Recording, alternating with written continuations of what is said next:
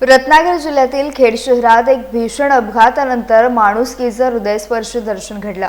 छत्रपती शिवाजी महाराज चौक येथे शहराच्या दिशेने दुचाकीवरून येणाऱ्या एका महाविद्यालयीन विद्यार्थिनीचा दुचाकीवरील ताबा सुटल्यानं ती भर रस्त्यात कोसळली। या अपघातात विद्यार्थिनी जखमी झाली असून अपघाताच्या धक्क्यानं ती प्रचंड घाबरून रडत होती। आजूबाजूला नागरिकांची गर्दी होत असतानाच घटनास्थळी उपस्थित असलेल्या शिवसेना खेड शहर महिला संघटिका नेहा दळी यांनी क्षणाचाही विलंब न करता मदतीसाठी धाव घेतली। त्यांनी जखमी विद्यार्थिनीला धीर देत तातडीने उपलब्ध वाहनाची व्यवस्था केली आणि तिला उपचारासाठी रुग्णालयात दाखल करण्यात आले। एवढ्यावरच न थांबता त्या स्वतः रिक्षामधून विद्यार्थिनी सोबत रुग्णालयात गेल्या। उपचार सुरू होईपर्यंत त्यांनी तिची काळजी घेतली आणि विद्यार्थिनीच्या कुटुंबियांशी संपर्क साधून संपूर्ण घटनेची माहिती दिली। अपघाताच्या क्षणी दाखवलेली त्यांनी ही संवेदनशीलता आणि वेळेवर केलेली मदत विद्यार्थिनीसाठी मोठा आधार ठरली आहे।